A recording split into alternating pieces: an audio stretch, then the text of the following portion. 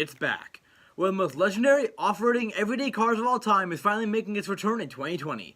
No, I'm not talking about the 91 Jeep Grand Wagoneer, although that is a brilliant car in its own right. I'm talking, of course, about the Ford Bronco. God damn, I love the Ford Bronco. This car had such an amazing run for most of its lifetime, from 1965 to 1996. It was an off-roading car that you could fit the whole family into, and the Mark I Bronco is still an iconic staple of the off-roading community even today. And it's just such a cool car. And so they're coming up with a 2020, right, model of the car. Now this car, remember, has been out of production since 1996. It was phased out for the Ford, I believe they called it the Expedition, which kind of died off and then gave way to the Explorer. Anyway, point being, we've not had one of these cars in quite a while. And the 2021, it might not be sort of a new line, it might just be this like a commemorative car, that's what they're calling it right now. But trust me, if they started a whole new line of Ford Broncos, I would be 100% on board, please. Because I'm just like, this is going to be just like the Ferrari one I did last week. I'm going to be reading off kind of some of the speculative stats. Remember, we don't know these for sure. This car is still in a concept stage, essentially. But it's been declared by Ford as something they're actually making, and they're doing it in-house, and no, like, we're not going to give out some, like, different company to make it for us. No, this is Ford making their own car again, which is nice. Yeah, so also, again, all these stats from a website called topspeed.com, which I use for most of my most of my data. That's topspeed.com. Anyway, model year, as I said before, 2020. Wish it could be sooner, but you know what? It takes another year and a half, year-ish to develop. Yeah, late after 2020. So if it takes another like year and a quarter to develop a great car, I'm on board. So the transmission will be either a 7-speed manual or a 10-speed automatic. Now, automatic in a car meant for doing some off-roading, ooh, that sounds tricky. But you know what? We've come a long way since the faulty gearbox of the final 96 Bronco, so you know, we'll see what it can do. I don't mind an automatic gearbox, even in an off-roading machine like this one, because it's also meant as a normal car you can drive around in, albeit not with great fuel mileage because it's a Ford Bronco. Even the new one's not supposed to do that much. But yeah, no, it's a cool. If the gearbox works well, yeah. As for the 7-speed manual, I have no doubt in my mind that Ford can make a great manual because they always have. Anyway, moving on, we have the torque, 3.75 pounds of torque, 375 pounds of torque. That's again an offer. That's basically a spec from a car like this class. Now displacement, 2.7 liters, again standard for a car like this class in 2020. Now, top speed. Remember, Ford makes fast vehicles. Even the Fusion Energy Light, whatever they're calling it nowadays, it can do 230, 245, 235. Remember, this is a big, heavy off-roader car that has a towing capacity of a shit ton. Literally more than 2,000 pounds, but seriously a ton. And so, its top speed is set limited to only 120 miles an hour. However, if anyone ever did like over 100 miles an hour in an old Ford Bronco, you know that you don't want to do that. It's meant for off-roading, and that's about it. That and like very standard driving. You're not going to be doing any drag racing in this car anytime soon, trust me. There's not some serious modifications first off. Now, price. Since this is going to be a commemorative car, I was expecting like, you know, $45,000, something like that. A price of maybe like a Mustang GT, something like that. But also because it's got a lot more like everyday function than Mustang GT does. Mustang GT is a cool car. This is a cool car and also functions well. But no, it's going to be around, again, estimated at $35,000. To $30,000. We're going to be doing, of course, probably two different versions, but between $30,000 and $35,000. Now remember, estimated price, we don't know anything for sure yet. This car is about a year and a quarter, a year off from now, so right now the price is supposed to be somewhere to a range between $30,000 and $35,000, which is just, you know what? I have no problem with that price range. It's absolutely brilliant. It looks like everything so far on this car. Drivetrain. Why do we need to say this? Because some people don't know this, that basically, if you're building an off-road car, it has to be all-wheel drive. You can't have two-wheel drive, because if you get stuck, as I saw when a station wagon was trying to drive at the side of an overpass, you know, little hills by the side of an overpass, if you get stuck in rear-wheel drive or front-wheel drive, you are completely fucked. Now, there are some championships out there and some, like, I guess, races that people have they're only front-wheel drive modified off-road vehicles, and they're really funny to watch because they have to be such precise handling they don't get. Because if you front-wheel drive, if you get stuck in like one little divot, you're screwed. Rear-wheel drive, same thing goes for that as well, with a little bit more power. But still, of course, it's gonna be all-wheel drive because it's a Ford Bronco. What else would it be? A Dodge? Now, the Dodge actually has been a rear-wheel drive Durango SUV. That didn't sell very well. The rear-wheel drive version of the 2000 the fourth generation Durango lasted about 1.5 years. Sorry, 2005 Durango. Anyway, overall, it's been giving ratings so far, I guess speculative ratings of about 9 to 10 out of 10. Really good. Comparing again to the SRT Racing Dodge Durango, which got 6.5 to 7. This is the rating of the car. Ford is always going to be better than Dodge, in my opinion, for most of the stuff they make. Apart from utility trucks. Actually, I guess the Ram utility truck versus the F-250 Super Crew utility truck can go head to head. Anyway, point being, they made a much better SUV this time through. And yes, it's in class as an SUV, although it's clearly meant for off-road. I mean, the tires look like they belong on a small dump truck. I'll put a picture of like what the render of the car is going to look like at the end of this video, so stay tuned for that. So engine.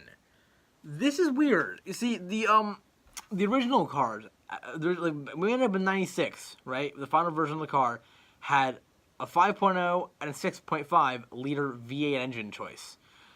This is supposed to have a V6. Now, they're going to put a supercharger on it eventually.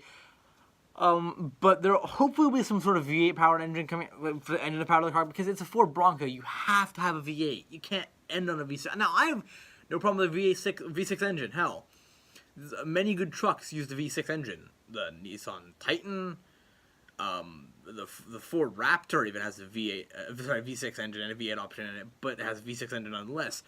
But it's a Bronco, and it's a commemorative edition. You have to have a V8. You can't stick it with a V6 and leave it at that. Now, when I mentioned earlier the $30,000 version or $35,000 version, this is probably why. I'm just assuming we're going to have a different version for V6 and V8. Horsepower with the V6 is going to be 325, and with the V8, hopefully it will be something around 358. I'm assuming that's what they normally squeeze out of those. And no, it will not be the same V8 found in a Mustang, because that doesn't work. You need to do a lot more stuff and send a lot more power in different directions than you do. Remember, Mustangs are rear-wheel drive cars, and it has a special engine built for that. The Bronco, luckily, as I said before, is going to be an all-wheel drive car, because you don't do off-road cars in anything but all-wheel drive, because if you do, you're an idiot. 2005 Dodge Durango. I love ripping on that car. That car's stupid. Cars it's going to be turbocharged, turbocharged or supercharged choice, I guess, with direct injection here. Oh, so I'm still reading off the screen, by the way, just like it was last time, because it's just quicker than me memorizing all this stuff. Of course, stuff like this and the Ferrari P80/C, which those basically that thing has final stats finalized this week actually. So the stats I give you guys in the last video are correct. This car, the Bronco, I might just update this in the future season, maybe sometime in the future if they change the stats a little bit. But right now, these are the stats that are speculated right now. But yeah, direct injection, of course, because it's modern day cars, has to be. 0 to 60 time, again, for 0 to 60 time. So yeah, so the 0 to 60 time, again, it's an off-road vehicle. It ain't gonna be 4 seconds or under. That's a supercar, right? It ain't gonna be 5 seconds. This is gonna be doing 0 to 60 in 6.5 seconds with a V6. I'm saying somewhere around, sorry, 7.5 seconds. I misread that. I apologize. I'm sorry. Yeah, 7.5 seconds with the V6. I'm somewhere probably around 6.8 with the V8 engine in it. And put a turbocharger, supercharger on that. Maybe that will be a 6.5. That's what I was thinking about. I read that stat earlier.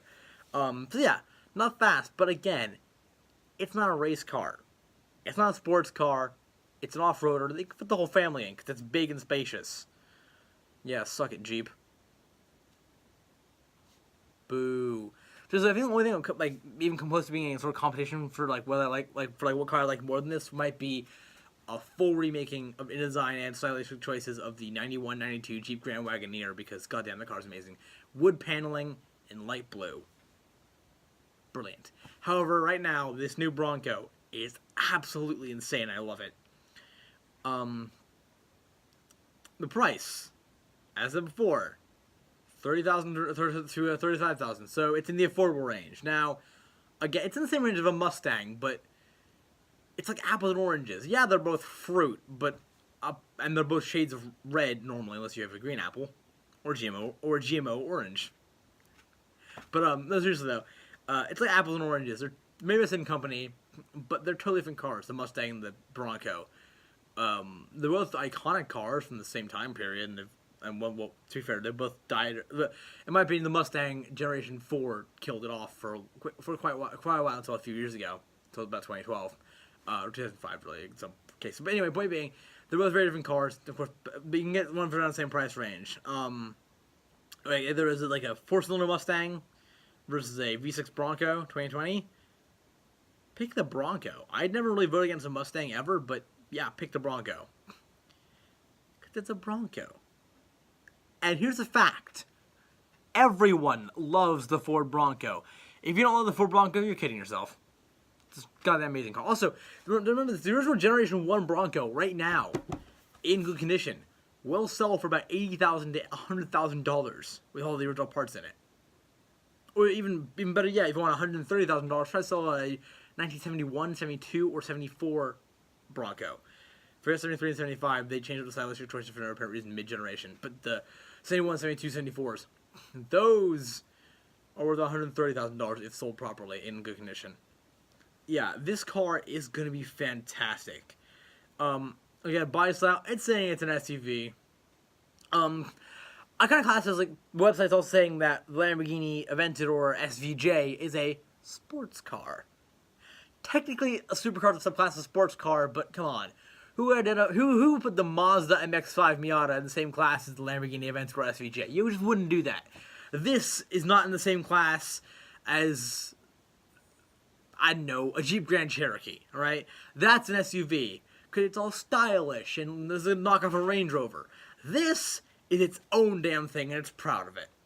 Anyway, I am so happy about this car. I love the Ford Bronco. Almost all these generations have been so perfect, with exceptions of the 96 and its terrible gearbox.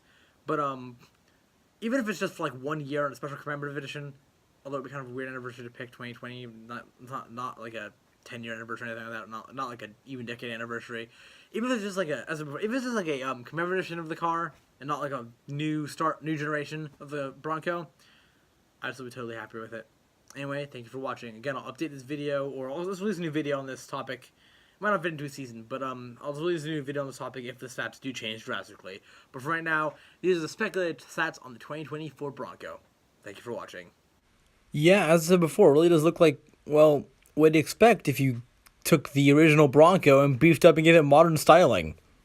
Absolutely fucking fantastic. This car looks amazing already. Can't wait to see it on the road.